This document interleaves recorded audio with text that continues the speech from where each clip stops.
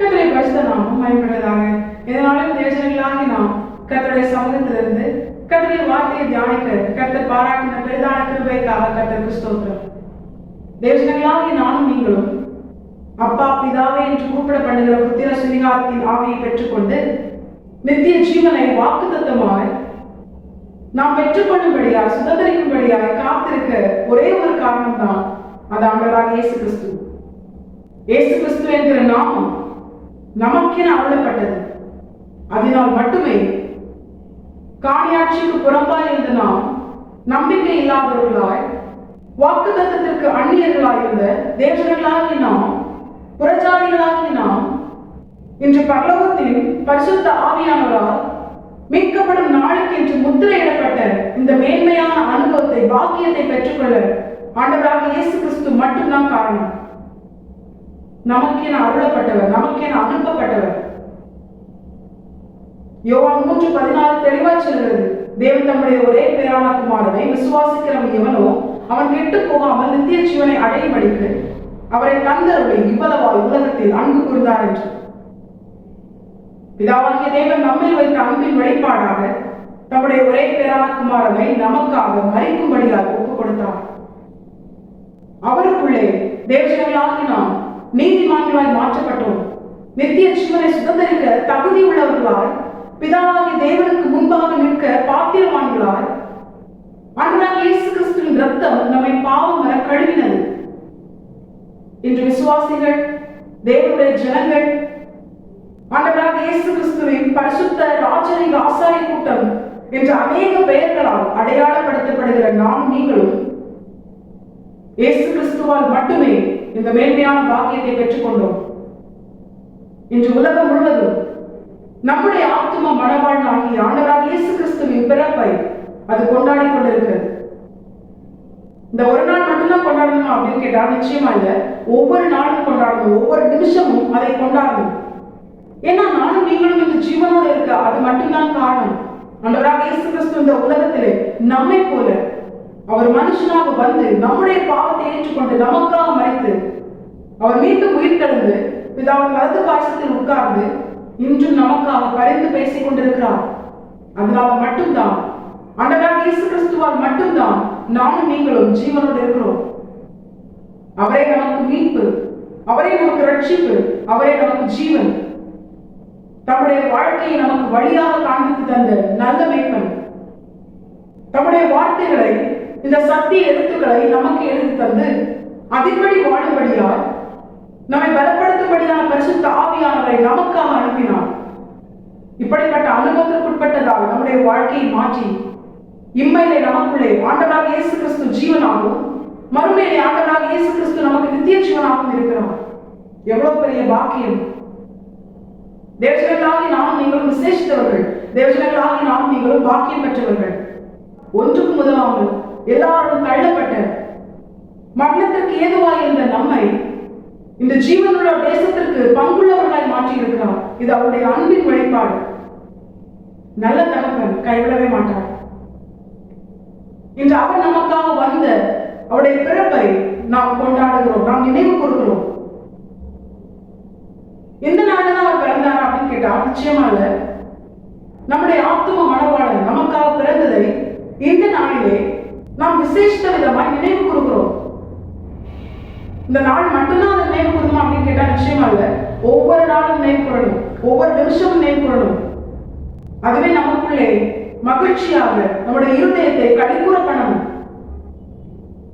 சர்வத்தையும் ஆளுகிற சர்வ வல்லமையுள்ள தேவன் நமக்காக வந்தார், நம்மை மீட்கும்படியாய் வந்தார். மனுஷ சாயலாக நம்மை போல பாடுள்ள மனுஷனாக அவர் வந்தார். இதை காட்டிலும் மேலான ஒரு அன்பு இந்த உலகத்துல கிடையாது. எந்த நாளிலும் இவ்வளவாய் நம்மை அன்பு கூர்ந்து நமக்காக இறங்கி வந்த ஆண்டவர், அவர் நம்மேல் வைத்த அன்பை மீண்டும் உறுதிப்படுத்த அவர் எதற்காக முதல் விசை வந்தாரோ அதை நாம் இன்னும் அறிந்து கொள்ள, அதன்படி வாழ நம்மோடு கூட சில காரியங்களை வேதத்திலிருந்து அவர் நம்மிடத்தில் எதிர்பார்க்கிற சில சுபாவங்களை நமக்கு காண்பித்து தந்து நாம் அப்படி மாற வேண்டும் என்று நம்மை எச்சரித்து உணர்த்துகிறார். தேவர்களாகிய நாம் கர்த்தர் பேசுகிற வார்த்தையின்படி வாழ்ந்து முதல் விசை வந்ததை கொண்டாடுகிற தேவ ஜனமே, அவர் மீண்டும் வரப்போகிறார். ரகசியமாக எந்த ஒரு மனுஷன் முதல் விசை அவர் வந்ததை கொண்டாடுகிறானோ அவனை அழைத்து செல்ல அல்ல, எந்த ஒரு மனுஷன் முதல் விசை ஆண்டவராக இயேசு கிறிஸ்து இந்த உலகத்திலே இரட்சகராய் வந்ததை நினைவு கூர்ந்து அவரால் கொடுக்கப்பட்ட ரட்சிப்பை பெற்றுக்கொண்டு அவர் எதற்காக வந்தாரோ அதை உணர்ந்து அதற்குட்பட்டவனாய் மாற தன்னை அர்ப்பணிக்கிறானோ, அதற்குட்பட்டவனாக தன்னுடைய வாழ்க்கை முழுவதும் வாழ்கிறானோ, அந்த மனுஷனை தன்னோடு கூட அழைத்து செல்லும்படியார் அவர் மீண்டும் ஒரு விசை வரப்போகிறார் ரகசியமாக. இந்த வேதத்தில் ஆண்டவராகிய இயேசு கிறிஸ்துவின் பிறப்பை ஆதியாகமம் துவங்கி வெளிப்படுத்தின விசேஷம் வரைக்கும் பார்க்கலாம். அதிலும் குறிப்பாக பழைய பாட்டிலே ஆதியாகமம் துவங்கி மல்கியா வரைக்கும் ஆண்டவராகிய இயேசு கிறிஸ்து முதல் விசை அவர் நம்மை போல மனுஷனாக பிறக்கிற அந்த அனுபவத்தை, அந்த காரியத்தை பிதாவாகிய தேவன் தம்முடைய தாசர்களை கொண்டு தீர்க்க தரிசனமாக நமக்கு எழுதி கொடுத்ததை நம்மால் பார்க்க முடியும். ஸ்திரீயின் வித்து உன் தலையை நசுக்கும் என்று சொல்லி ஏதேன் தோட்டத்திற்குள்ளே சர்ப்பத்தை பார்த்து, சர்ப்பத்திற்குள் இருந்த பிசாசை பார்த்து பிதாவாகிய தேவன் சபிக்கும் பொழுதே ஆண்டவராகிய இயேசு கிறிஸ்துவை குறித்த தீர்க்க தரிசனம் உரைக்கப்பட்டது. அதன் பிற்பாடு ஏசாயா தீர்க்கதரிசியை கொண்டு ஒரு கன்னிகை கர்ப்பவதி ஆகி ஒரு குமாரனை பெறுவாள் என்ற அநேக காரியங்கள் வேதத்திலே பழைய பாட்டிலே ஆண்டவராகிய இயேசு கிறிஸ்துவின் பிறப்பை பிதாவாகிய தேவன் முன்னுரைத்தார் தம்முடைய தாசர்களை கொண்டு தீர்க்க தரிசனமாக. ஆனா புதிய பாட்டிலே பழைய பாட்டில் உரைக்கப்பட்ட தீர்க்க தரிசனத்தின் நிறைவேறுதலை நம்மால் பார்க்க முடியும். ஆண்டவராகிய இயேசு கிறிஸ்து வார்த்தை மாம்சமாகி அவர் வெளிப்பட்டார். உரைக்கப்பட்ட தீர்க்க தரிசனம் நிறைவேறினது. முதல் விசை அவர் வருவார் என்று ஆதியாகமம் துவங்கி மல்கியா வரைக்கும் பிதாவாகிய தேவனால் தீர்க்க தரிசனத்தை கொண்டு நம்முடைய தாசர்களை கொண்டு முன் உரைக்கப்பட்டது எப்படி துல்லியமாய் நிறைவேறினதோ, எப்படி ஒரு எழுத்தின் உறுப்பு கூட மாறாமல் நிறைவேறினதோ, அதே போல அவர் ரகசியமாய் தம்முடையவர்களை தம்மால் தெரிந்து கொள்ளப்பட்டு தம்மால் கொடுக்கப்பட்ட ரட்சிப்பை காத்துக்கொண்ட தம்முடையவர்களை அழைக்கும்படியாக அவர் மீண்டும் வருவார். இது கதை அல்ல, கற்பனை அல்ல, மனுஷனால் எழுதப்பட்ட வார்த்தைகளும் வசனங்களும் அல்ல. சர்வத்தை தம்முடைய வார்த்தையினால் சிருஷ்டித்த பிதாவாகிய தேவனால் முன் உரைக்கப்பட்டது. முதல் விசை வருவேன் என்று சொன்னதின் நிறைவேறுதலை கொண்டாடுகிற தேவஜனமே, அவர் மீண்டும் ரகசியமாக தம்மால் கொடுக்கப்பட்ட முதல் விசை அவர் வந்து தம்மால் கொடுக்கப்பட்ட ரட்சிப்பை காத்துக்கொண்ட தேவ ஜனங்களை அழைப்பேன் என்று, அழைக்க வருவேன் என்று, ரகசியமாய் வருவேன் என்று அவர் சொன்ன அந்த வார்த்தையை நிச்சயமாய் நிறைவேற்றுவார். மத்திய வாரத்திலே ஆண்டவராகிய இயேசு கிறிஸ்து வந்து தம்முடையவர்களை, தம்முடைய மனவாட்டியை அவர் அழைத்து செல்வார். சொல்லப்பட்ட வார்த்தைகள் நிச்சயமாய் நிறைவேறும். இன்னும் முதல் விசை அவர் வந்ததையே கொண்டாடிட்டு இருந்தோம்னா, அவர் மீண்டும் வரப்போகிறார், ரகசியமாக வரப்போகிறார். எல்லா மனுஷர்களும் அதை அறிந்து கொள்வார்களா அப்படின்னு கேட்டா நிச்சயமா இல்லை. ஒருவேளை ரகசியத்தை முடிந்த பிற்பாடு அதை அறிந்து கொள்ளலாம். ஆனால் அதற்கு முன்பதாக நிச்சயமா என்ன பண்ண முடியாது. தேவனால் ரகசிய வருகைக்கென அடையாளப்படுத்தப்பட்ட முத்திரிக்கப்பட்ட ஜனங்களை தவிர்த்து வேற யாராலும் என்ன பண்ண முடியாது. அந்த ரகசிய வருகை நடக்கும் பொழுது அதை அறிந்து கொள்ள முடியாது. அதற்கென நாம் ஆயத்தமாக வேண்டாமா? திருடனை போல வருவேன் என்று அவர் தம்முடைய வருகையை குறித்து சொல்லுகிறாரே, சொல்லிட்டுலாம் வரமாட்டார். பிதாவாகிய தேவன் குறித்த ஏற்ற காலத்தில் குமாரனாகிய கிறிஸ்து அவர் வந்து தம்முடைய மனவாட்டியை அழைத்து செல்வார். யார் அவருடைய மனவாட்டி? அவரால் கொடுக்கப்பட்ட ரட்சிப்பை காத்துக்கொண்டு அவருக்கென காத்திருக்கிற அவருடைய ஜனங்கள். அந்த ரட்சிப்பை காத்துக்கொள்ளும்படியாக அவரால் கொடுக்கப்பட்ட பரிசுத்த ஆவியானவர் அவர்களை முத்திரை போட்டிருப்பார். அவர்களை தம்மோடு கூட அழைத்துக் கொண்டு செல்வார். இன்னொரு வருகையும் இருக்கிறது. அதுதான் இரண்டாம் வருகை, பகிரங்க வருகை. அவரை குத்தின கண்கள் யாவும் பூமியில் உள்ள எல்லா ஜனங்களும் பார்க்கும்படியாக பிரத்யட்சமாக தம்முடைய பரிசுத்தவான்களோடு கூட ஆண்டவராகிய இயேசு கிறிஸ்து இறங்கி வருவார். எதற்காக தெரியுமா? அவன் அவனுக்குரிய பலனை அவனுக்கு கொடுக்க, அவன் அவனுடைய கிரியைகளின் பலனை அவனுக்கு கொடுக்க. இது நன்மையான ஒரு வருகையா பூமியில் இருக்கிற ஜனங்களுக்கு இருக்குமான்னு கேட்டா நிச்சயமா இருக்காது. ஏன்னா அப்பொழுது அவர் மணவாளனாக வந்து தம்முடைய மணவாட்டியை அழைத்து செல்லும்படியா அன்போடும் நேசத்தோடும் அவர் வரமாட்டார். அவர் என்ன பண்ணுவார்? நீதியுள்ள தேவனாக பூமியை 1000 வருஷம் அரசாட்சி செய்யும்படியாக, நீதியும் நியாயத்தையும் வெளிப்படுத்தும்படியாக அவர் வருவார். பிசாசையும் அவருடைய தூதர்களையும் அவனால் கிரியை செய்யப்பட்ட அந்தி கிறிஸ்துவையும் அவர் பூமியிலிருந்து அப்புறப்படுத்தி விடுவார். இப்படிப்பட்ட ஒரு பகிரங்க வருகையிலே நாம் அவரை பூமியிலிருந்து சந்திக்கும்படியால் அல்ல தேவன் நம்மை தெரிந்து கொண்டது. இரண்டாம் விசை பகிரங்கமாய் அவர் வரும் பொழுது அவரோடு கூட பரலோகத்திலிருந்து இறங்கி வருகிற அந்த பரிசுத்தவான்களின் கூட்டத்திலே பங்கு பெறும்படியாகத்தான், தேவர்களாகி நாமும் நீங்களும் இருக்கும்படியாகத்தான் கர்த்தர் நம்மை தெரிந்து கொண்டார். இந்த ஒரு உணர்வு நமக்குள்ள இருக்கணும். இன்னும் முதல் விசை குழந்தையாக வந்ததே நாம் கொண்டாடி கொண்டிருந்தோம். ஆனால் கொண்டாடணும், அது தப்பில்லை. ஆனா எப்படிப்பட்ட நிலையில் இருந்து நாம் அதை நினைவு கூர்ந்து கர்த்தருக்குள்ளே மகிழ்ந்து கொண்டாடணுமோ அப்படிப்பட்ட நிலையில் நாம் அதை நினைவு கூர்ந்தால், அதை கொண்டாடினால் கர்த்தர் சந்தோஷப்படுவார். எப்படிப்பட்ட நிலையில் இருக்க வேண்டும் இது நமக்கு தெரியாது. ஆனா வேதத்துல எல்லாவற்றுக்கான பதிலை கர்த்தர் எழுதி கொடுத்திருக்கிறார். இந்த தேவஜனங்களாகி நாம் எப்படிப்பட்ட நிலையில் இருந்து கர்த்தர் முதல் விசை வந்ததை நாம் கொண்டாட வேண்டும். இதுதான் கர்த்தர் நம்மோடு கூட பேசி நம்மை எச்சரித்து உணர்த்த போகிறார். தேவஜனங்களாகி நாம் அறிந்து உணர்ந்து செயல்படும்படியா தேவன் நமக்கு காண்பித்து தருகிற ஒரு பிரதானமான வசனம் தான். எடுத்துக்கொள்வோம் சகரியா தீர்க்கதரிசன புஸ்தகம் அதனுடைய 2வது அதிகாரம் அதனுடைய 10வது வசனம். சீயோன் குமாரத்தியே கெம்பீரித்து பாடு, இதோ நான் வந்து உன் நடுவில் வாசம் பண்ணுவேன் என்று கர்த்தர் சொல்கிறார். ஹல்லேலூயா. இந்த வசனத்தை தான் கர்த்தர் நமக்கு காண்பித்து தந்திருக்கிறார். இந்த நாளில் இந்த வசனத்தை தியானிக்கும்படியாகத்தான், அவருடைய சமூகத்திலிருந்து இதை அறிந்து கொள்ளும்படியாகத்தான், இதிலிருந்து அநேக ஆவிக்குரிய சத்தியங்களை கர்த்தர் நமக்கு தெரியப்படுத்த போகிறார். முதல் விசை ஆண்டவராகிய இயேசு கிறிஸ்து எதற்காக வந்தார்? ஒவ்வொரு வருஷமும் பிறந்ததிலிருந்து எல்லா கிறிஸ்தவர்களும் கிறிஸ்துமஸ் கொண்டாடுறாங்க, ஆண்டவருடைய பிறப்பை கொண்டாடுறாங்க. ஆனா எதற்காக வந்தார் என்று அறியாமலே அநேக ஜனங்கள் இதை கொண்டாடுறாங்க. ஆண்டவரை அறியாதவர்களை நான் சொல்லவில்லை. கிறிஸ்தவர்கள் என்று தன்னை அடையாளப்படுத்திக் கொள்ளுகிறவர்கள் கூட மெஜாரிட்டியா அவங்களுக்கு என்ன தெரியல, ஆண்டவராக இயேசு கிறிஸ்து எதற்காக குழந்தையாக பிறந்தார், மனுஷனாக மனுஷ சாயிலே அவர் பிறந்தார்.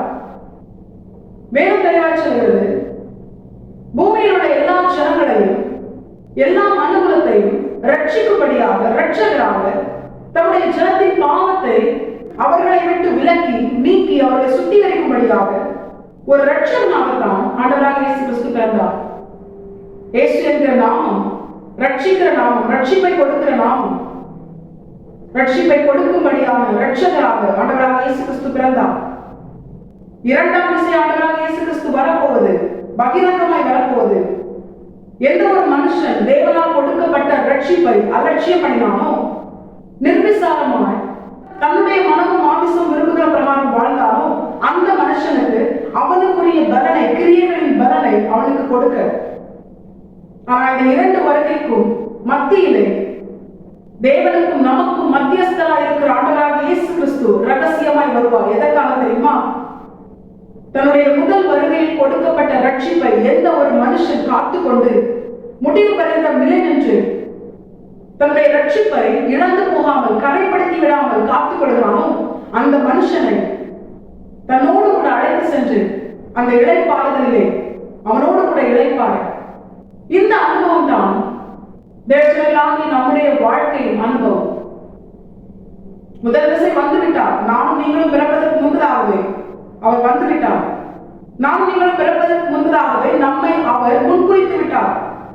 அவர் உண்மை உள்ளவர். முன்குறித்தார், அழைத்தார், நீதிமான்களாக்கி மகிமைப்படுத்தி விட்டார். இனி தேவர்களாகி நாம் எந்த வருகைக்கு உட்பட்டவர்களாய் மாறப் போகிறோம்? இது நம்முடைய கரத்தில் தான் இருக்கிறது. கொடுக்கப்பட்ட ரட்சிப்பு நம்முடைய கரத்தில் இருக்கிறது.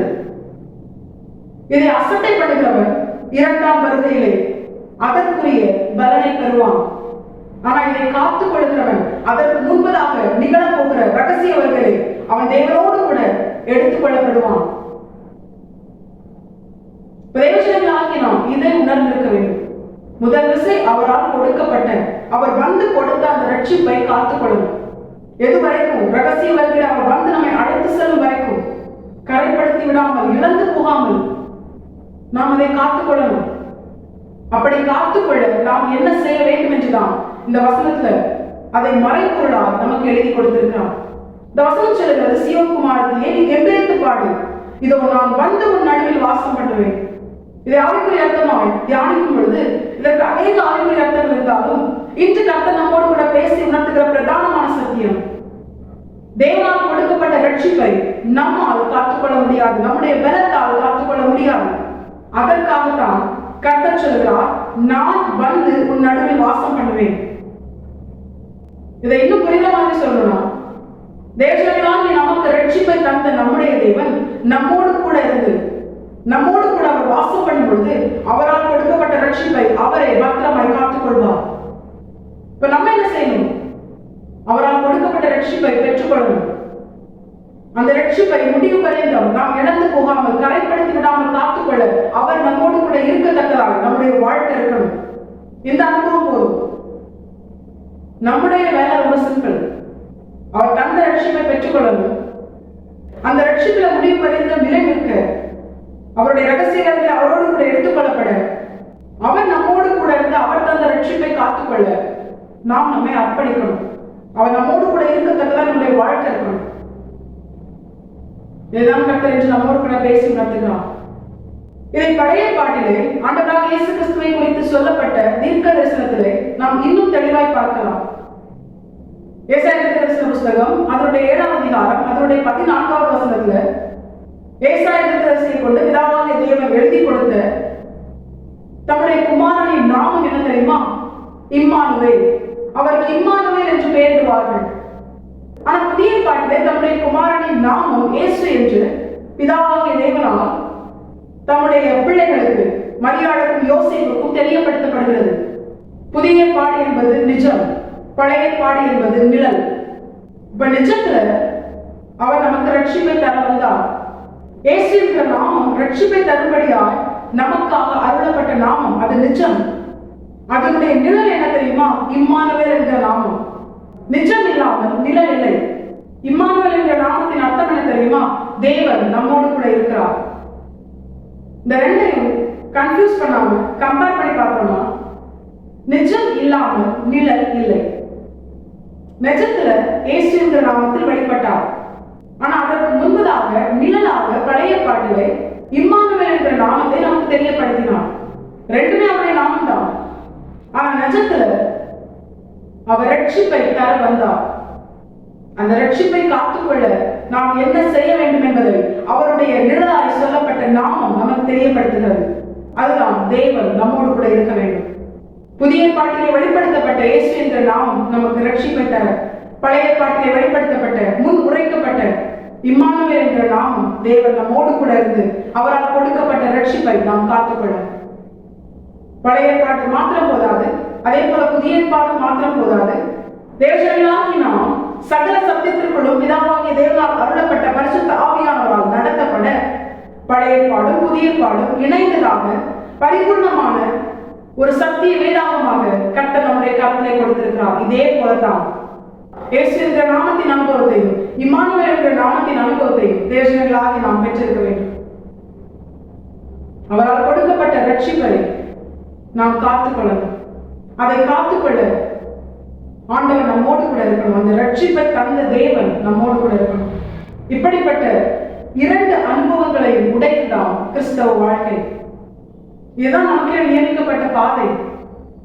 நம்மோடு கூட இருந்து கர்த்தரே அவரால் கொடுக்கப்பட்ட ரட்சிப்பை காத்துக்கொண்டாரையானால் அதை பிசாசினாலோ மனிதர்களாலோ, பிசாசினால் ஏற்பட்ட சூழ்நிலைகளாலோ மனிதர்களாலோ சேதப்படுத்த முடியாது. நம்மாலும் அதை கரைப்படுத்த முடியாது. ஏன்னா நம்முடைய தேவன் நம்மோடு கூட இருக்கிறார். அவர் நம்மை ஆளுகை செய்து நடத்துகிறார். நம்முடைய வாழ்க்கை நம்முடைய சுயத்தினால் அல்ல, நம்முடைய வாழ்க்கை நம்முடைய தேவனால் அது ஆளுகை செய்யப்பட்டு நடத்தப்படுகிறது. இன்னும் சிம்பிளா சொல்லணும்னா, ரட்சிக்கப்பட்ட தேவ ஜனமே, முதல் விஷயம் அவர் வந்து ரட்சிப்பை தந்தார். மறுபடியும் அவர் வரப்போகிறார் ரகசியமாக. அதுதான் ஃபர்ஸ்ட். அதுக்கப்புறம் தான் பகிரங்க வருகை, 2வது வருகை.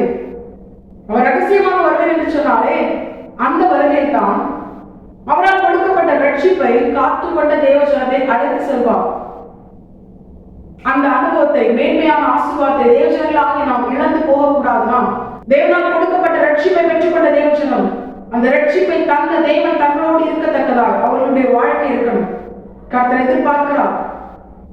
கர்த்தர் நம்மோடு கூட அவர் உலாவ நம்மோடு கூட வாசம் பண்ண, நமக்குள்ளே வாசம் பண்ண, நம்மோடு கூட இருக்க அவர் வாஞ்சியா இருக்கிறார். இப்படிப்பட்ட அனுபவம் நம்முடைய வாழ்க்கையில் இருக்கணும். சீயோன் குமாரத்தியே, நீ கம்பீரித்து பாடு, இதோ நான் வந்து உன் நடுவில் வாசம் பண்ணுவேன் என்று கர்த்தர் சொல்கிறார். இந்த வசனம் நம்முடைய இருதயத்தில் எழுதிக் கொண்டே இருக்கணும். என் தேவன் என்னோடு கூட இருக்கணும்.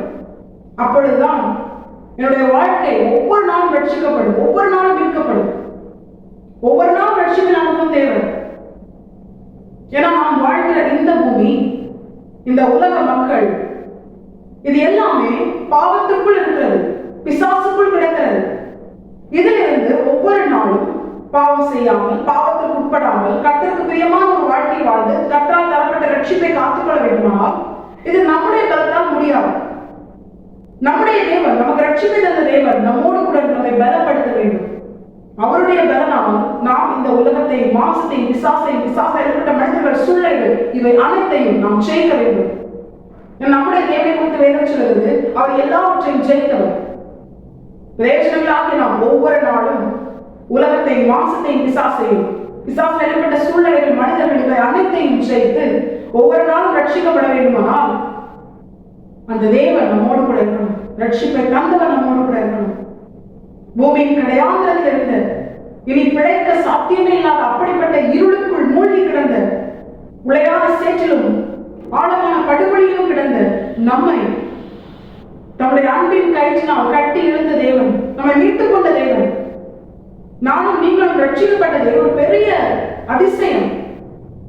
நாம் பெற்றுக்கொண்ட ஒரு பெரிய பாக்கியம். இதை காட்டிலும் மேன்மையான ஆசீர்வாதம் ஒன்றுமே கிடையாது. நமக்கு ரட்சிப்பே தந்திருக்கிறார். ஆண்டவரே, நம்முடைய வாழ்க்கையை நீங்க என்ன செஞ்சீங்க அப்படிங்கிற ஒரு கேள்வி நமக்குள்ள வரவே கூடாது. அப்படி கேட்கிற மனுஷன் பாவி அல்ல, அவன் துரோகியா இருக்கிறான். ஏன்னா அவன் நம்முடைய ஜீவனை கொடுத்து, கடைசி சொட்டு ரத்தம் வரைக்கும் கொடுத்து நமக்கு ரட்சிப்பை தந்தார். அவர் நினைச்சா நம்மை காட்டிலும் தகுதியுள்ள, திறமையுள்ள, அழகுள்ள, எல்லாத்திலும் தகுதியான ஜனங்களை அவர் தம்முடையவர்களாக மீட்டுக் கொண்டிருக்கலாம், சேர்த்துக் கொண்டிருக்கலாம்.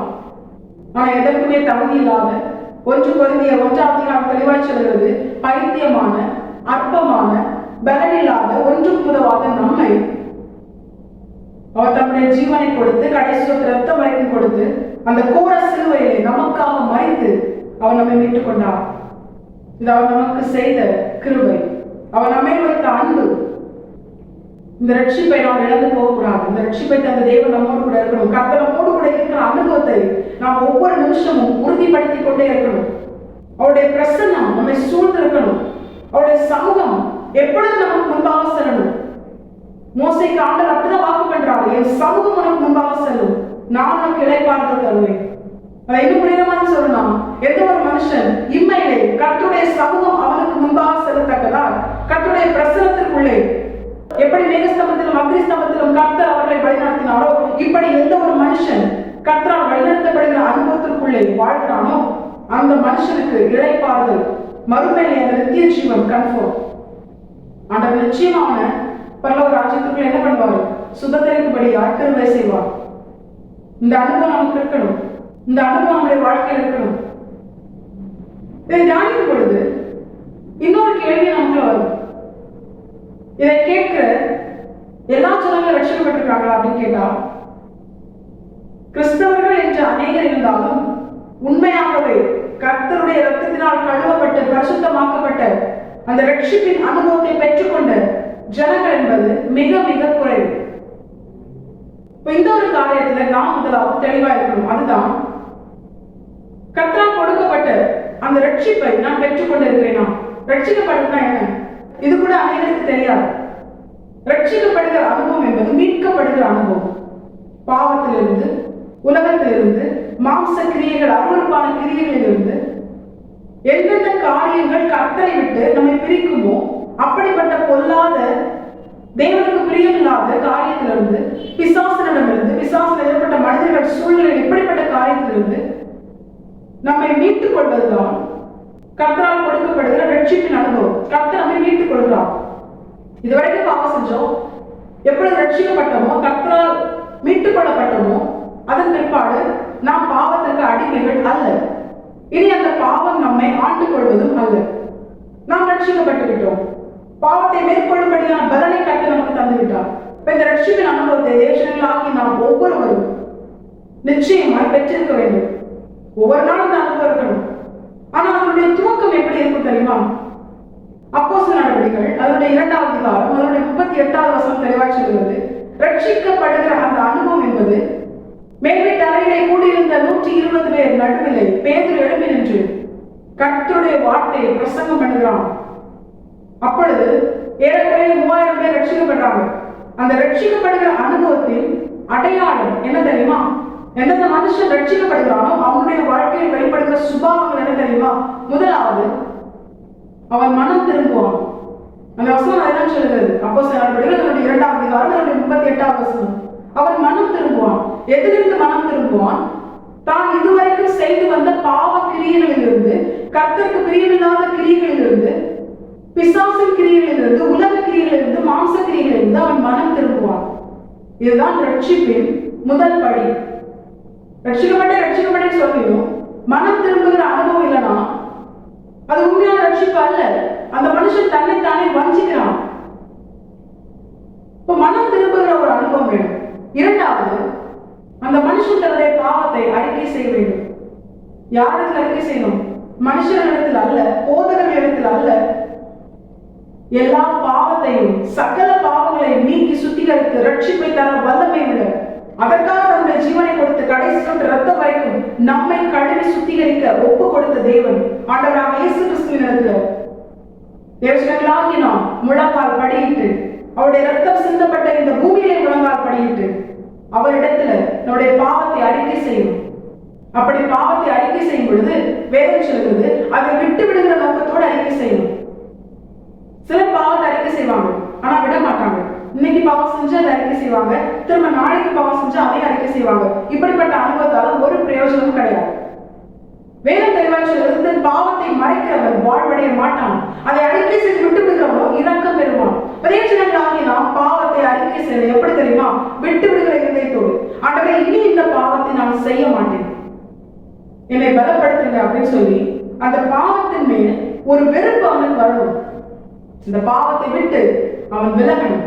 அந்த மனம் திரும்புதல் அதான் முதல் படி. அவன் மனம் திரும்பி தன்னுடைய பாவத்தெல்லாம் அறிக்கை செய்து அதை விட்டு விடுகிற இதயத்தோடு அறிக்கை செய்யணும். மூன்றாவது, அவன் ஞான ஸ்நானம் பெறணும். இன்னைக்கு அநேக விதமான ஞான ஸ்நானம் பெற்றாலும் வேதம் எதை காண்பிக்கிறதோ அந்த ஞான ஸ்நானத்தை நாம் பெற்றுக்கொண்டால்தான் பரலோக ராஜ்யத்தை சொந்தரிக்க முடியும். வேதம் என்ன சொல்கிறது? ஆண்டவராக இயேசு கிறிஸ்து யோவான் ஸ்நானத்துல யோர்தானுக்கு வந்து அவர் தன்னுடைய 30 வயதிலே ஞான ஸ்நானம் பெற்றுக் கொள்கிறார். பாவமே செய்யாத பரிசுத்த தேவன், இதோ உலகத்தின் பாவத்தை சுமந்து தீர்க்கிற தேவ ஆட்டுக்குட்டி என்று யோவான் ஸ்நானன் இயேசு கிறிஸ்துவை குறித்து சாட்சி கொடுக்கிறான். அவருடைய பிறப்பு கூட பரிசுத்த ஆவியானவரின் நிலையினால் அவர் பிறந்தார் என்று வேதம் சொல்கிறது. எவ்வளவு வேணும் பாவம் இல்லாத ஆண்டவராக இயேசு கிறிஸ்துவை நானும் நீங்களும் ஞானஸ்நானம் பெற வேண்டும் என்கிற மாதிரியை தன்னுடைய வாழ்க்கையில் காண்பிக்க அவர் ஞானஸ்நானம் பெற்றாரையானால் தேவஜனங்களாக நாம் ஞானஸ்நானம் பெற வேண்டியது எவ்வளவு மிக மிக அவசியமா இருக்கிறது. பரம்பரை கேள்வி எழுதும், ஞானஸ்நானம் எடுத்தவங்க பரலோகத்துக்கு போயிடுவாங்களா? இப்படி கேள்வி கேட்டுட்டே நரகத்துக்கு போறதுக்கு பதிலா கர்த்தர் சொல்றத கேட்டு அதை செஞ்சுட்டோம்னா நம்முடைய ஜீவனை நாம் தப்புவித்துக் கொள்ளலாம். ஏன்னா வசனம் சொல்றது, இந்த உலகம் முழுவதையும் ஆதாயப்படுத்திக் கொண்டால் தன் சொந்த ஜீவனை நஷ்டப்படுத்தினால் அவனுக்கு என்ன லாபம்? அதனால ஒரு யூஸ் இல்லை. இன்னைக்கு அநேகர் அப்படித்தான், எதை சொன்னாலும் அதுக்கு எதிரான கேள்வி கேட்கிறாங்க. அது எதை காண்பிக்கிறது தெரியுமா? நிர்விசாரமான ஒரு வாழ்க்கை. இன்னைக்கு குசிப்போம் குடிப்போம் நாளைக்கு சாவோம் என்கிற அப்படிப்பட்ட ஒரு மோசமான சுபாவத்தை உடைய வாழ்க்கை. அவங்க என்ன பண்ண மாட்டாங்க, எவ்வளவுதான் கர்த்தர் தன்னுடைய ஜீவனை தப்புவிக்கும்படியான வார்த்தைகளை தன்னை நோக்கி அனுப்பினாலும் அதை தன்னுடைய முதுகுக்கு பின்னாடி எரிகிற துன்மார்க்க சுபாவம் உள்ளவர்கள். தேவஜனங்களாகி நாம் இப்படிப்பட்ட துன்மார்க்கமான கிரியைகளை வழிபடுத்தி மோசமான ஒரு முடிவை அடைய தேவன் நம்மை அழைக்கவில்லை. தேவன் நம்மை அழைத்தது எதற்காக தெரியுமா? அவரோடு கூட அவருடைய சிங்காசனத்தில் அமர்ந்து அவரோடு கூட ஆளுகை செய்ய. அந்த மேன்மையான வாக்கியம் நமக்கு காத்திருக்கும் பொழுது சும்மா தேவையில்லாம கேள்வி கேட்டே வாழாம கர்த்தர் சொன்னாயானால் அதை செய்வோம். அதை செய்து நாம் நம்மை தப்புவித்துக் கொள்ளும்படியா கர்த்தர் பாதத்தில் அர்ப்பணிப்போம். அதன் பிற்பாடு கர்த்தர் நம்மை கொண்டு அநேகரை அவர் தப்புவிக்கும் பாதையிலே அவர் நடத்துவார். இந்த ஒரு அனுபவம் தான் நம்முடைய வாழ்க்கையில் வேணும். ஞானஸ்நானம் பெறணும். மூழ்கி ஞானஸ்நானம் பெற்றார் ஆண்டவராக இயேசு கிறிஸ்து. அவர் ஜலத்திலிருந்து கரை ஏறின உடனே என்று வேதம் சொல்கிறது. தேசங்களாகி நாம் நம்மை நாமே வஞ்சிக்காதபடிக்கு வேதம் சொல்லுகிற, வேதம் காண்பித்து தருகிற ஆண்டவராக இயேசு கிறிஸ்து தன்னுடைய வாழ்க்கையில் காண்பித்து தந்த அந்த ஞானஸ்நானத்தை நாம் எடுத்து அதன் பிற்பாடு பிரதானமாக ரட்சிப்பின் அனுபவமாய் வேதம் நமக்கு காண்பித்து தருகிற பரிசுத்த ஆவியானவரின் நிறைவை நாம் பெற்றுக்கொள்ளணும். எதற்காக பரிசுத்த ஆவியானவர் நிறைவு தெரியுமா? ஆண்டவராக இயேசு கிறிஸ்து தேற்ற வாழ்வை பரிசுத்த ஆவியானவரை குறித்து அடையாளப்படுத்தும் பொழுது அவர் உங்களை சகல சத்தியத்திற்குள்ளும் நடத்துவார் என்று அவர் பரிசுத்த ஆவியானவரை குறித்த அறிமுகத்தை நமக்கு தெரியப்படுத்துகிறார். வசனத்தின்படி வாழ்ந்தால்தான் நித்திய ஜீவனை சுதந்திரிக்க முடியும். நானே வழியும் சத்தியம் ஜீவனம் ஆயிருக்கிறேன் என்று கர்த்தர் தன்னை குறித்து சொல்கிறார். அவருடைய வழியில் அவரை போல வாழ அவருடைய சத்தியத்திற்குட்பட்டவர்களாக நாம் மாற வேண்டும். இந்த வசனத்தை நம்முடைய பலத்தால் ஞானத்தால் வாசித்தால் புரியாது. அப்ப நமக்கு இதை புரிய வைக்கும்படியா இதை எழுதி கொடுத்த தேவனுடைய ஆவியானவர் நமக்குள்ள இருந்து அதை நமக்கு கற்றுக் கொடுக்கிறார். நம்மை பலப்படுத்துகிறார். நம்மை கர்த்தருக்குள்ளே மகிழ பண்ணுகிறார். சீயோன் குமாரத்தியை நீ கெம்பீரித்து பாடு என்றால், இந்த பாடுகள் நிறைந்த உலகத்துல கர்த்தரை நினைத்து கெம்பீரித்து பாட வேண்டுமானால் அவருடைய ஆவியானவர், பரலோகத்தை சந்தோஷிக்கிற ஆவியானவர் நமக்குள்ள இருக்கணும். இன்னைக்கு ஏன் சந்தோஷம் இல்லை? எப்ப பாரு துக்கம், பிரச்சனை இருக்கு, போராட்டம் இருக்கு. ஆனா பவுலும் சீலாவும் சிறைச்சாலைகளும் துதித்தார்களே. நம்ம என்ன சிறைச்சாலையா இருக்கிறோம்? அதை கம்பேர் பண்ணும்போது நாம் நன்மையான ஒரு சூழ்நிலையில் தான் இருக்கிறோம். அப்படி இருந்து ஏன் துதிக்க முடியல தெரியுமா? ஆவியானவர் நிறைவு நமக்கு இல்லை. அவர் பரலோகத்தை சந்தோஷிக்கிற ஆவியானவர்.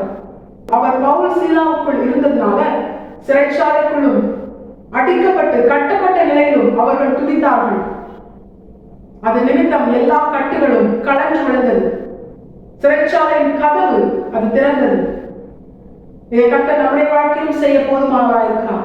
தேவஜனங்களாகி நாம் பரிசுத்த ஆவியானவர் நிறைவை பெற்றுக்கொள்ளும். இந்த 4 அனுபவத்தை தான் ரட்சிப்பின் அனுபவம் என்று வேதம் நமக்கு காண்பிக்கிறது. இந்த அனுபவத்தை நிச்சயமாக நாம் பெற்றிருக்க வேண்டும். இதன் பிற்பாடு இந்த அனுபவத்தை முடிவு வரைக்கும் காத்துக்கொள்ள இதை நமக்கு தந்த தேவன் நம்மோடு கூட இருக்கணும். அவர் வாக்கு பண்ணுகிறார். அந்த தேவன் என்னோடு கூட இருப்பாரா? அந்த கேள்வி நமக்குள்ள வரவே கூடாது. ஏன் தெரியுமா? அவர் வெளிப்படுவதற்கு முன்பதாகவே சகல திசையை கொண்டு அவர் நமக்கு எழுதி கொடுத்திருக்கிறார். சீயோன் குமாரத்தியை நீ கெம்பீரித்து பாடு, இதோ நான் வந்து உன் நடுவில் வாசம் பண்ணுவேன். கர்த்தர் அதை செய்ய உண்மை உள்ளவராக இருக்கிறார். தேசங்களாகி நாம் கர்த்தர் நம்மோடு கூட இருக்கிற அந்த அனுபவம் எவ்வளவு முக்கியமானது என்று நாம் அறிந்திருக்க வேண்டும். அதை அறிந்திருந்தால்தான் அதை சுதந்திரிக்க நாம் பிரயாசப்படும். நிச்சயமாய் கர்த்தர் நம்மோடு கூட இருக்கணும். இன்னைக்கு ஏன் தேவ பிள்ளைக்கு வாழ்க்கையில சந்தோஷம் இல்லை, மகிழ்ச்சி இல்லை? உங்கள் துக்கம் சந்தோஷமாய் மாறும் என்று கர்த்தர் வாக்கு பண்ணினாரே. அப்படி இருந்தும் மாலையிலே அழுகை தங்கும், காலையிலே களிப்புண்டாகும் என்று அநேக வாக்குத்தத்தங்களை கர்த்தர் நமக்கு எழுதி கொடுத்திருந்தும் நம்முடைய வாழ்க்கையிலேயே சந்தோஷம் இல்லை. சாதாரண மனுஷர்கள், கர்த்தரை அறியாத ஜனங்களுடைய வாழ்க்கையில் இருக்கிற சந்தோஷம் கூட கர்த்தரை அறிந்து அவரை ஆராதிக்கிற, அவரால் கொடுக்கப்பட்ட ரட்சிப்பை பெற்றுக்கொண்டு வாழ்கிற ஜனத்திற்குள்ளேயே இல்லை தெரியுமா? அவரால் கொடுக்கப்பட்ட ரட்சிப்பை காத்து கொள்ளும்படியா தன்னோடு கூட கர்த்தர் இருக்கிற அனுபவம் அந்த மனுஷனுக்குள்ள இல்லை. இந்த தேவஜனங்களாகி நாம் நம்மை நாமே நிதானித்து அறிந்தோமையானால் நாம் ஞானத்திற்கப்பட மாட்டோம் என்று வேதம் சொல்கிறது. கர்த்தர் நம்மோடு கூட இருக்கணும். நம்முடைய வாழ்க்கை அப்படி இருக்கணும். இதை தியானிக்கும் பொழுது நமக்கு ஒரு கேள்வி எழும். அப்ப கர்த்தர் நம்ம கூட இருக்கணும்னா, எனக்கு ரட்சிப்பை தந்த தேவன், என்னை நேசித்து எனக்கு ரட்சிப்பை தந்த தேவன், மறுபடியும் என்னை அழைக்கும்படியா ரகசியமாய் வருவேன் என்று வாக்கு பண்ணின தேவன், நித்திய ஜீவனை நான் சுதந்திரிக்கும்படியா கிருபை செய்வேன் என்று வாக்கு பண்ணின தேவன், அவர் எனக்குள்ளே வந்து என்னோடு கூட வாசம் பண்ண வேண்டுமானால், நான் வந்து ஒரு நடுவில் வாசம் பண்ணுவேன் என்று அவர் சொன்ன வார்த்தையை அவர் நிறைவேற்ற வேண்டுமானால் நான் என்ன செய்வேன்? உண்மையாய் கர்த்தரை நேசித்து அவருடைய பிரியத்தை பெற்றுக்கொண்டு அவர் தன்னோடு கூட வாழ வாஞ்சிக்க தேவ ஜனத்தின் இருதயத்துல நிச்சயம் அந்த கேள்வி எழும். ஆண்டவரே, நீர் என்னோடு கூட வாசம் பண்ண நான் என்ன செய்ய வேண்டும்? தேசங்களாக நாம் வாக்கியம் பெற்றவர்கள். ஏன்னா எல்லா கேள்விக்கான பதிலும் வேதத்திலே கர்த்தர் நமக்கு எழுதி கொடுத்திருக்கிறார். வேத தெளிவா சொல்கிறது. எடுத்துக்கொள்வோம் யோவான் எழுதின சுவிசேஷம் அதனுடைய 14வது அதிகாரம் அதனுடைய 23வது வசனம். இயேசு அவனுக்கு பிரதித்திரமாக, ஒருவன் என்னில் அன்பாய் இருந்தால் அவனின் வசனத்தை கைக்கொள்வான், அவனின் என் பிதா அன்பாய் இருப்பார், நாங்கள் அவனிடத்தில் வந்து அவனோட வாசம் பண்ணுவோம். இதுதான் கர்த்தர் நம்மிடத்தில் எதிர்பார்க்கிற பிரதானமான சுபாவம். தேவஜனங்களாகி நானும் நீங்களும் கர்த்தர் நம்மோடு கூட வாசம் பண்ண வேண்டுமானால் நாம் அவரிடத்தில் அன்பா இருக்கணும். இதை கேட்கும் பொழுது ரொம்ப சிம்பிளா தோணுங்க. ஆனா இதனுடைய சீரியஸ்னஸ் என்ன தெரியுமா? தேவஜனங்களாகி நம்மை தேவன் எவ்வளவா நேசிக்கிறார் என்பதை இந்த வசனம் நமக்கு தெரியப்படுத்துகிறது. நம்முடைய அன்பு யாருக்கு வேணும்? இந்த உலகத்துல நாம் வாழ்கிற இந்த வாழ்க்கையை நம்மை சூழ்ந்திருக்கிற ஜனங்கள், உறவினர்கள், நண்பர்கள் யாராவது நம்முடைய அன்பிற்காக அவங்க ஏங்குறாங்களா, வாஞ்சிக்கிறாங்களா, அதை நினைச்சு அவங்க கவலைப்படுறாங்களா? இப்படி நம்ம யோசிச்சோம்னா நிச்சயமா அதனுடைய பதில் என்ன தெரியுமா? இல்லை.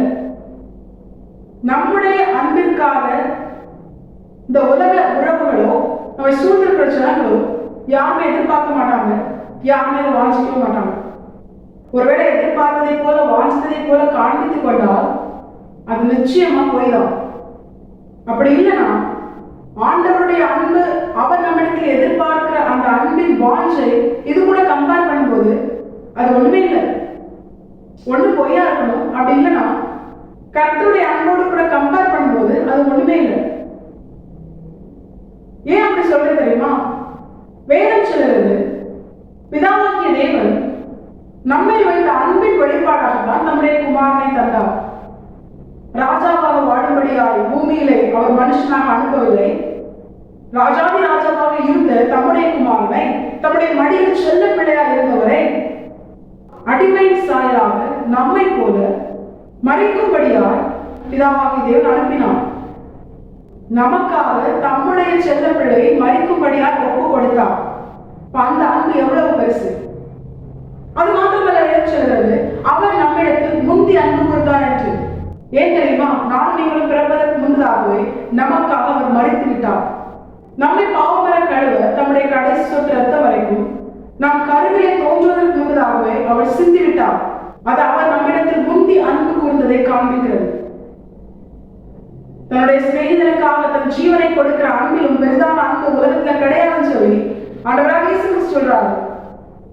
நமக்காக யார் உயிரை கொடுப்பா? நிச்சயமா உயிரை கொடுப்பேன்னு சொன்னா கூட அது நிச்சயமா அது போய்தான்.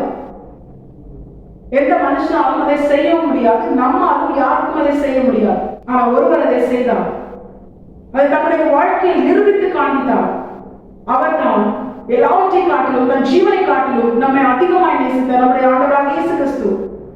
அந்த தேவன் யாருக்குமே தேவையில்லாத நம்முடைய அன்பை அவர் எதிர்பார்க்கிறார், வாஞ்சிக்கிறார், அதற்காக ஏங்குகிறார். நீ என்னிடத்தில் அன்பா இருக்க வேண்டும் என்று அவர் நம்மிடத்தில் கேட்கிறார். சர்வ வல்லமையுள்ள தேவன். இதை தியானிக்கும் பொழுது தேவசங்களாகிய நம்மை இந்த உலகம் எப்படி பார்க்கிறது என்று நமக்கு தெரியும். ஆனால் தேவசங்களாகிய நம்மை பரலோகத்தின் தேவன் எப்படி பார்க்கிறார் என்று நம்முடைய இருதயம் அது உண்மையாகவே உணர்ந்ததையானால், அவர் நம்மை நேசிப்பதையும் நம்முடைய அன்பை அவர் கனப்படுத்தி அதை எதிர்பார்ப்பதையும் உண்மையாகவே நாம் உணர்ந்து கொண்டு போயானால் நிச்சயமா நாம் என்ன பண்ண மாட்டோம்? நம்முடைய அன்பை பொய்யான இந்த உலக அன்பின் மேல் வைத்து நாம் வீணாக்க மாட்டோம். நம்முடைய நேரத்தையும் காலத்தையும் நம்முடைய பலனையும் நாம் வீணாக்க மாட்டோம். ஏன்னா இவ்வளவாய் நம்மை நேசித்த அன்பு, அவருக்காக, அவரை பிரியப்படுத்த, அவரை மகிழ்விக்க, அவர் நம்மோடு கூட வாசம் பண்ண, அவர் எதிர்பார்க்கிற அந்த அன்பை நாம் வெளிப்படுத்த நாம் வாஞ்சிப்போம், நாம் நம்மை அர்ப்பணிப்போம்.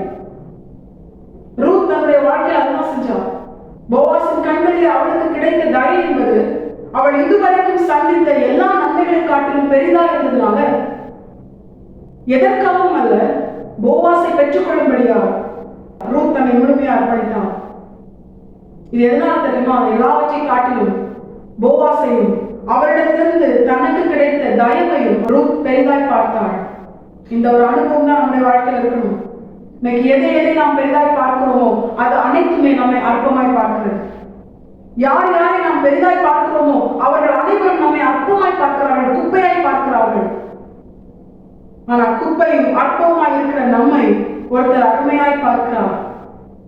அவர் நம்மை கனப்படுத்துகிறார், நம்மை நேசிக்கிறார். ஏசாயா 43 அதிகாரத்துல கர்த்தர் தெளிவாய் சொல்கிறார், நீ என் பார்வைக்கு அருமையானபடினால் கனம் பெற்றாய், நான் உன்னை சிநேகித்தேன், அதனால் உனக்கு பதிலாக மனுஷர்களை, உன் ஜீவனுக்கீடாக ஜனங்களை நான் கொடுப்பேன் என்று.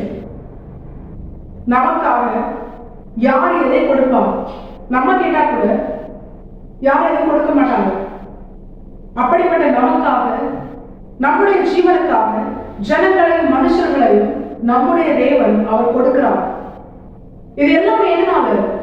கர்த்தருடைய கண்கள் அற்பமும் குப்பையுமான நம்மை அருமையாய் பார்க்கிறது. இது அவர் நம்மை வைத்த நேசத்தின் வெளிப்பாடு. இதனால் நாம் பெற்றுக்கொள்கிற நன்மை என்ன தெரியுமா? அவர் நம்மை கனப்படுத்துகிறார். உலகம் நம்மை கனவீனப்படுத்தினால் என்ன? யார் நம்மை வெட்கப்படுத்த வேண்டும், அவமானப்படுத்த வேண்டும் என்று நினைத்தால் என்ன? அப்படியே நம்முடைய வாழ்க்கை நடந்தால் கூட கர்த்தர் சொல்கிறார், நான் உன்னை கனப்படுத்துவேன் என்று. ஏன்னா அவருடைய கண்கள் நம்மை அருமையாய் பார்க்கிறது. எந்த மனுஷனை கர்த்தருடைய கண்கள் அருமையாய் பார்க்கிறதோ, எந்த மனுஷனை கர்த்தர் சிநேகிக்கிறாரோ அவனுடைய வாழ்க்கை நிச்சயமாய் கனப்படுத்தப்படும். கர்த்தர் நம்மை கனப்படுத்துவார். தேவஜனங்களாகிய நாம் இவ்வளவாய் நம்மை நேசிக்கிற தேவனை நாம் நேசிக்க வேண்டும், அவரிடத்தில் அன்பு செலுத்த வேண்டும். தேவ ஜனத்தின் அன்பை கர்த்தர் வாஞ்சிக்கிறார், அதற்காக ஏங்குகிறார். அதனால்தான் பழைய பாட்டில் இஸ்ரவேல் ஜனங்களுக்கு அவர் அதிகமா எழுதி கொடுத்த ஒரு கற்பனை, ஒரு கட்டளை தான், நீ உன் முழு இதயத்தோடு, முழு ஆத்மாவோடு, முழு பலத்தோடு தேவனிடத்தில் அன்பு செலுத்த வேண்டும். பழைய பாட்டு துவங்கி இப்பொழுது வரைக்கும், மனுஷ இனம் துவங்கினது முதல் இப்பொழுது வரைக்கும் தேவன் அவர்களிடத்தில் எதிர்பார்ப்பது அன்பு மட்டும்தான். என தேவன் அன்பாகவே இருக்கிறார். அவர் எதிர்பார்க்கிற அன்பை யாராலும் என்ன முடியல, புரிஞ்சுக்க முடியல, அதை அவருக்கு கொடுக்க முடியல. தேவர்களாகி நாம் இதை உணர்ந்தவர்கள். கர்த்தர் நம்மிடத்தில் எதிர்பார்க்கிற அந்த முழுமையான அன்பு பாதி அல்ல, உலகத்திற்கு பாதி, தேவனுக்கு பாதி அல்ல, உலக உறவுகளுக்கு பாதி, தேவனுக்கு பாதி அல்ல, நம்முடைய சுயத்திற்கு பாதி, சுய விருப்பங்களுக்கு பாதி, தேவனுக்கு பாதி அல்ல. கர்த்தர் எதிர்பார்ப்பது முழுமையான அன்பு. ஏன்னா அவர் நமக்கு தம்மை முழுமையாக கொடுத்தார். அவருடைய உச்சி முதல் பாதம் வரைக்கும் நமக்காக கிழிக்கப்பட்டது. தேவர்களாகி நாம் இதை உணர்ந்தவர்களால் முழுமையான அன்பு, முழு இதயத்தோடு, முழு ஆத்மாவோடு, முழு பலத்தோடு தேவர்களாகி நாம் கர்த்தரை, ஆண்டவராகிய இயேசு கிறிஸ்துவை நேசிக்க வேண்டும், அவரிடத்தில் அன்பா இருக்க வேண்டும். இப்படிப்பட்ட ஒரு அனுபவம் நம்முடைய வாழ்க்கையில நிச்சயமா இருக்கும். இதை தியானிக்கும் போது நம்முடைய இருதயத்தில் ஒரு கேள்வி எழுது, நான் ஆண்டவர்கிட்ட அன்பா தானே இருக்கிறேன், ஆண்டவர்கிட்ட அன்பா இருக்கிறதுனால தான் ஜெபிக்கிறேன், வேதத்தை வாசிக்கிறேன், நான் என்னை கிறிஸ்தவன் என்று அடையாளப்படுத்துகிறேன்.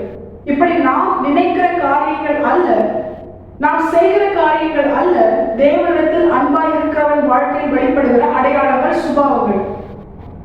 வேதம் தெளிவாய் சொல்கிறது. மறுபடியும் யோவான் சுவிசேஷம் 14 அதிகாரம் அதனுடைய 23வது வசனத்தை வாசித்தோமையானால், இயேசு உனக்கு பிரதித்திரமாக, ஒருவன் என் அன்பாய் இருந்தால் அவன் என் வசனத்தை கைக்கொள்வான், அவனில் என் பிதா அன்பாய் இருப்பார், நாங்கள் அவனிடத்தில் வந்து அவனுடைய வாசம் பண்ணுவோம். இந்த வசனம் தெளிவாய் சொல்கிறது. எந்த ஒரு மனுஷன் தேவனிடத்தில் அன்பாய் இருக்கிறானோ அவன் தேவனுடைய வசனத்தை கைக்கொள்வான். புரியுற மாதிரி சிம்பிளா சொல்லணும், அன்பா இருக்கிறேன் வாயில சொன்னா மட்டும் போதாது, அதை உண்மையாகவே கிரியைகளை வெளிப்படுத்த கர்த்தர் நமக்கு எழுதி கொடுத்த அவருடைய வசனங்களுக்கு நாம் கீழ்ப்படிய வேண்டும். இதுதான் கர்த்தரிடத்தில் அன்பா இருக்கிறவன் வெளிப்படுத்துகிற சுபாவம். இது வசனத்தை வாசிக்கிறது கிடையாது, கேட்கறது கிடையாது, தியானிக்கிறது கிடையாது, அதை கீழ்ப்படிவது கிடையாது. ஆனா கேட்டா நான் ஆண்டவர்கிட்ட அன்பா இருக்கிறேன் அப்படின்னு சொன்னா நம்மை நாமே வஞ்சிக்கிற அந்த மோசமான சுபாவத்தை நாம் செய்கிறோம். இதனால ஒரு யூஸ் இல்லை. ஒருவேளை மற்றவர்கள் நம்மை மெச்சிக்கொள்ளலாம், மற்றவர்கள் நம்மை மேன்மையாக பார்க்கலாம். உலக மனுஷர்களின் சாட்சி நமக்கு எதுக்குமே உதவாது. தேவனிடத்திலிருந்து சாட்சி பெற்ற மனுஷன் மட்டும்தான் தேவனுடைய ராஜ்யத்துக்குள்ள பிரவேசிக்க முடியும். ஒருவேளை தேவனிடத்தில் வேதத்தில் சாட்சி பெற்ற மனுஷன் உலகத்தால் துர்சாட்சியை போல பேசப்படலாம். யோசேப்பின் வாழ்க்கை அதற்கு ஒரு சாட்சி. அவன் தேவனால் சாட்சி பெற்ற மனுஷன். யோபுவின் வாழ்க்கை அதற்கு ஒரு சாட்சி. அவன் தேவனால் சாட்சி பெற்ற மனுஷன். ஆனா யோசேப்பையும் யோபுவையும் உலக மனுஷர்கள் துர்சாட்சியா பேசுறாங்க, தீமையா பேசுறாங்க. ஆனா முடிவிலே கர்த்தர் அவர்களை குறித்து சொன்ன நற்சாட்சி தான் அவர்களுடைய வாழ்க்கையின் அடையாளமாக அது மாறினது. இதே போல தேவர்களால் நம்முடைய வாழ்க்கையில ஒருவேளை இன்னைக்கு கர்த்தரை பிரியப்படுத்தும்படி அவருடைய வசனத்துக்கு கீழ்ப்படிந்து வாழ்றதுனால அநேகர் நம்மை துர்சாட்சியா பேசலாம், அநேகர் பலவிதமான வார்த்தைகளை நம்மை நோக்கி பேசலாம், தூஷிக்கலாம். ஆனா கர்த்தர் சொல்றாரு, எப்படி யோசேப்பின் வாழ்விலும் எப்படி யோபுவின் வாழ்விலும் கர்த்தர் அவர்களை குறித்து சொன்ன நற்சாட்சி அவர்களின் வாழ்க்கையின் அடையாளமாய் மாறினதோ இதே போல தேவர்களாகி நாம் ஒவ்வொருவருக்கும் செய்ய கர்த்தர் போதுமானவராக இருக்கிறார். கர்த்தர் நிச்சயமாக செய்து முடிப்பார். கர்த்தர் நம்மை குறித்து சொன்ன வார்த்தைகள் நற்சாட்சிகள் தான் நம்முடைய வாழ்க்கையில் நிரந்தரமான அடையாளமாக மாறும். மனுஷ வார்த்தை அல்ல. மனுஷ வார்த்தையை மாற்ற கர்த்தருக்கு லேசான காரியம். அது கர்த்தரின் பார்வையில் அற்ப காரியம். எவ்வளவே தூஷிச்சாலும், எவ்வளவே நிந்தியா பேசினாலும், பொய்யான துர்சாட்சிகளை பரப்பினாலும் அதை ஒரு நிமிஷத்தில் மாற்ற நம்முடைய தேவன் போதுமானவராக இருக்கிறார். அவர் சர்வ வல்லமுள்ள தேவன். அவர் நிச்சயமாய் செய்து முடிப்பார். தேவர்களாகி நாம் கர்த்தருடைய வார்த்தைக்கு கீழ்ப்படியும்.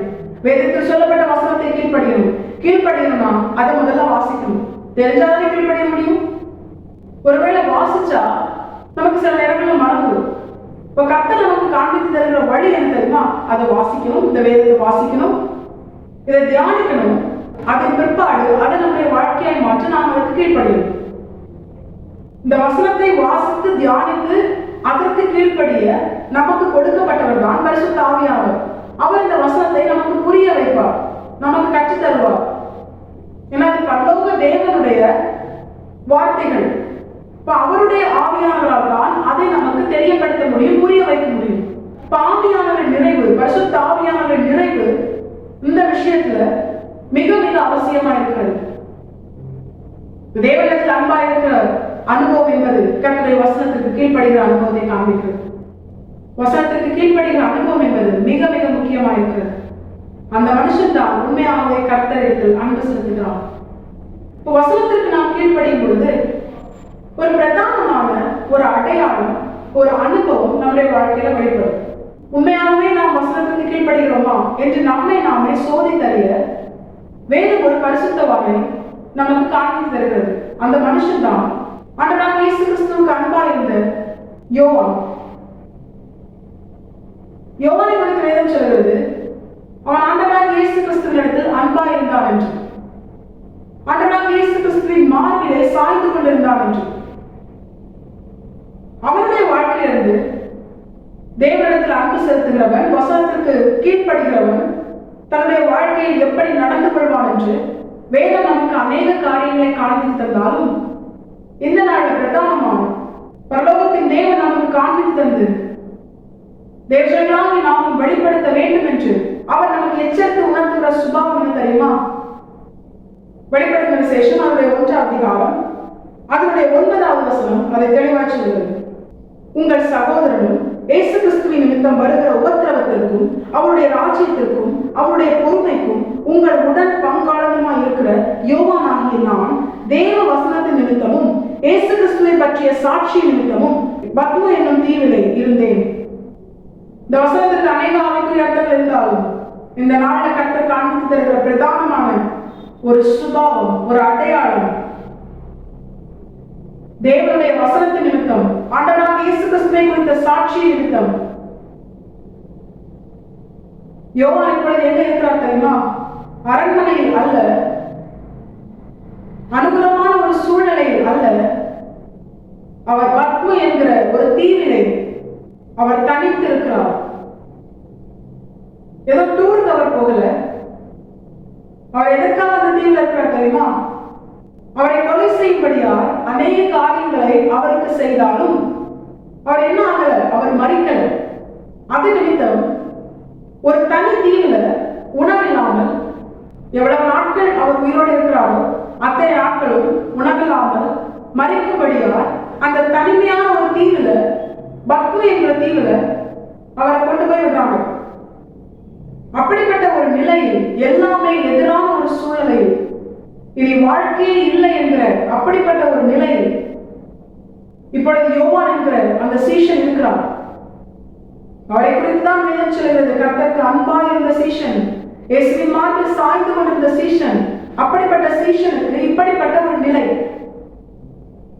ஆனா அந்த சீஷனை அந்த கேடுள்ள நிலையிலே ஆண்டவர் கைவிடல. அந்த இடத்திலும் மார்பிலே பொற்கச்சை கட்டினவராய், நிலையை தரித்தவராய், 7 குத்து விளக்குகள் மத்தியிலே உலாவுகிறவராய் ஆண்டவராக இயேசு கிறிஸ்து தம்மை வெளிப்படுத்துகிறார். அங்கே அவர் ஆவிக்குள்ளாகிறார். அங்கே பரிசுத்த ஆவியானவரின் ஆளுகைக்குட்படுகிறார். இனி நடக்க போகிற கடைசி கால சம்பவங்களை மனுஷன் அழிக்கும்படியால் கொண்டு விட்ட அந்த பத்மி என்கிற தீவிலிருந்து பரலோக தேவன் இனி நடக்கும்படியான சம்பவங்களை யோவானை கொண்டு எழுதுகிறார். தேவ ஜனங்களுடைய வாழ்க்கையில மனுஷன் எடுக்கிற முடிவு அல்ல நடக்க போகுது. தேவ ஜனத்தின் வாழ்க்கையில கர்த்தர் அவர்களை குறித்து வைத்திருக்கிற திட்டம் தான் நிச்சயமாய் நிறைவேறும்.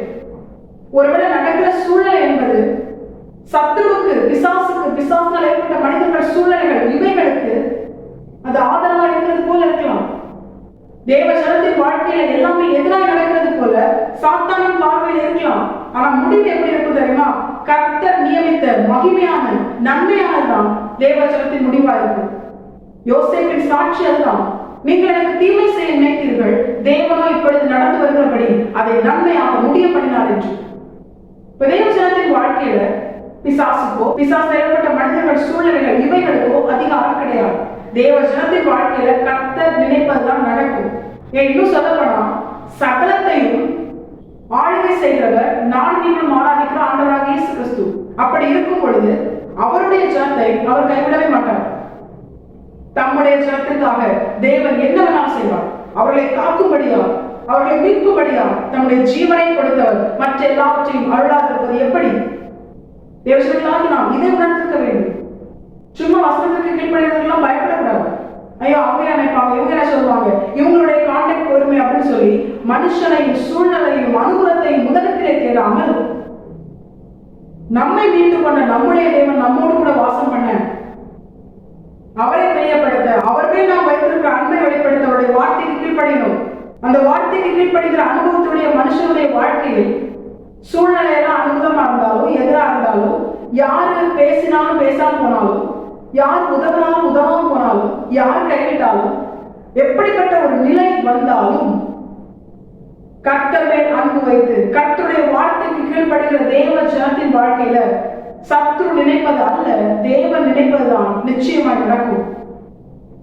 யோசேப்பின் வாழ்க்கையில சகோதரர்கள் நினைத்த தீமையான திட்டங்கள் நடந்தது போல இருந்தது. போத்திபாரின் மனைவி நினைத்த தீமையான காரியங்கள் நடந்தது போல இருந்தது. ஆனா இது எல்லாமே கர்த்தர் எதற்காக அனுமதித்தார் தெரியுமா? யோசேப்பை குறித்து கர்த்தர் வைத்திருக்கிற மகிமையான திட்டம் யோசேப்பின் வாழ்க்கையை நிறைவேறும்படியாகவே கர்த்தர் அனுமதித்தார்.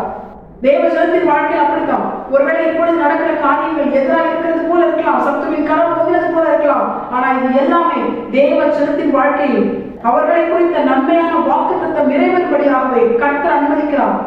என வசனம் தெளிவாய் சொல்கிறது, அன்றைய தீர்மானத்தின்படி அழைக்கப்பட்டு தேவனிடத்தில் அன்பு கூறுகிறவர்களுக்கு சகலமும் நன்மைக்கு ஏதுவாய் நடக்கிறது என்று. நான் நீங்கள் ஆராதிக்கிற தேவன் தான் எல்லாவற்றையும் ஆளுகை செய்கிறார். அதனால நம்ம பயப்பட வேண்டிய அவசியமே இல்லை, கலங்க வேண்டிய அவசியமே இல்லை. சூழ்நிலை எப்படி இருந்தாலும் யோவானை போல வசனத்தின் நிமித்தம், இயேசு கிறிஸ்துவை குறித்த சாட்சி நிமித்தம் பத்மி என்ற தீவில் இருந்தாலும் அவன் என்ன பண்ணவர்? வசனத்தையோ ஆண்டவராகிய இயேசு கிறிஸ்துவையோ அவரை குறித்த சாட்சிகளையோ அவன் கைவிடல.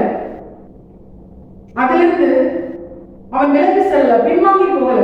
ஆண்டவரே உங்க வசனத்தை இவ்வளவா நான் கீழ்படிஞ்சனேன், உண்மை குறித்தும் உங்களுடைய சாட்சியை குறித்தும் பக்தி வைராகியமா இருந்தனே, அதை கை கொண்டு வாழ்ந்தனேன், எனக்கே இப்படி ஒரு சூழ்நிலை என்று சொல்லி அவன் முறுமுறுக்கவில்லை. அதற்கு பதிலாக சூழ்நிலை எப்படி மாறினாலும், மனிதர்கள் என்ன செய்தாலும், யார் கைவிட்டாலும், ஒன்றுமே இல்லைனாலும், எதிர்காலத்தை குறித்த நம்பிக்கையோ நிச்சயமோ இல்லைனாலும், என்னுடைய தேவன் எனக்கு தந்த வசனத்திற்கு நான் கீழ்ப்படிவேன். நான் அவரிடத்தில் அன்பு செலுத்துவேன், அவருடைய சாட்சிகளை கை கொண்டு வாழ்வேன், இயேசு கிறிஸ்துவை பற்றி கொண்டு அவரை நோக்கி பார்த்து வாழ்வேன். இந்த வாழ்க்கையில் வாழ்ந்த யோவானை கர்த்தர் கைவிடவே இல்லை. இப்பொழுது நானும் நீங்களும் கடைசி காலத்தின் காரியங்களை அறிந்து கொண்டு அதற்கு நாம் நம்மை தப்புவித்துக் கொள்ளும்படி சுவிசேஷத்தை நமக்கு எழுதி கொடுக்கும்படியா ஆண்டவராக இயேசு கிறிஸ்து தமக்கு அன்பாயிருந்த சீஷனாகிய யோவானை தான் பயன்படுத்தினார். மனுஷன் முடிவு எழுத நினைத்த இடத்திலே பிசாசின் முடிவை கர்த்தர் யோவானை கொண்டு எழுதினார். இது கர்த்தருடைய பார்வைக்கு அற்ப காரியம். மனுஷனுக்கு பயப்பட வேண்டிய அவசியம் இல்லை, சூழலுக்கு பயப்பட வேண்டிய அவசியம் இல்லை, பிசாசுக்கு பயப்பட வேண்டிய அவசியமே இல்லை. பிசாசுக்கு வல்லமே கிடையாது. நம்முடைய பயத்தை அவன் வல்லமையாக பலனாக அவன் பயன்படுத்திக் கொள்வான். தேவ ஜனத்தின் வாழ்க்கையில அவர்களை முழுமையாக கர்த்தர் ஆளுகை செய்கிறார். கண்மணியை போல காத்துக் கொள்வார். என் வசனம் தெளிவாக சொல்கிறது, உங்களை தொடுகிறவன் தேவனுடைய கண்மணியை தொடுகிறான் என்று. சும்மா என்ன பண்ண முடியாது. தேவ ஜனத்தின் மேல் யாரால் கைப்பட முடியாது. ஏன்னா அவர்களை மீட்டுக் கொண்டவர் பரலோகத்தில் இருக்கிறார். பரலோகத்தில் மாத்திரமல்ல, தேவ ஜனத்தின் மத்தியில் இருக்கிறார். அவருடைய கரத்தை தடுக்கவோ அவர் கரத்திலிருந்து தேவ ஜனங்களை பறிக்கவோ யாருக்கும் வல்லமை கிடையாது. அவர் ஒருவரே சர்வ வல்லமுள்ள தேவன். அவரே வல்லமை. கர்த்தத்துவம் அவர் தோளின் மேல் இருக்கிறது. எல்லாவற்றையும் ஆளுகை செய்கிறவர். அவர் சொல்ல ஆகும், அவர் கட்டளையிட நிற்கும். தேவஜனங்களாக நாம் இதை உணர்ந்தவர்களால் யோவானை போல சூழலை பார்க்காம, மனுஷங்களை பார்க்காம, எதையும் பார்க்காம கர்த்தரிடத்தில் அன்பா இருக்கணும். அப்பொழுதுதான் அவர் நமக்குள்ளே வந்து நமக்குள்ளே வாசம் பண்ணுவார். அவரிடத்தில் அன்பா இருக்கிறதின் வெளிப்பாடுதான் அவர் நமக்கு கொடுத்த இந்த வசனத்திற்கு கீழ்ப்படுகிற அனுபவம். புரியுத மாதிரி சிம்பிளா சொல்லணும், வசனத்துக்கு கீழ்ப்படுகிறோம். அது எது மட்டும் தெரியுமா? நாம் கர்த்தரிடத்தில் அன்பா இருக்கிறோம் என்று. அப்படி கர்த்தரிடத்தில் அன்பா இருக்கிற ஜனங்கள் மத்தியிலே கர்த்தர் வந்து வாசம் பண்ணுவார். அது எதற்காக தெரியுமா? அவரால் கொடுக்கப்பட்ட ரட்சிப்பை முடிவு வரைந்த தேவ ஜனங்கள் காத்துக்கொள்ளவும், இழந்து போகாமல் கரைப்படுத்தி விடாமல் காத்துக்கொள்ளவும், நித்திய ஜீவனாகிய அந்த நித்திய ரட்சிப்பை சுதந்திரிக்கவும் கர்த்தர் அவர்களுக்கு கிருபை செய்வார். கர்த்தர் அவர்களோடு கூட இருந்து அவர்களுக்கு அவர் கொடுத்த ரட்சிப்பை காத்துக் கொள்வார்.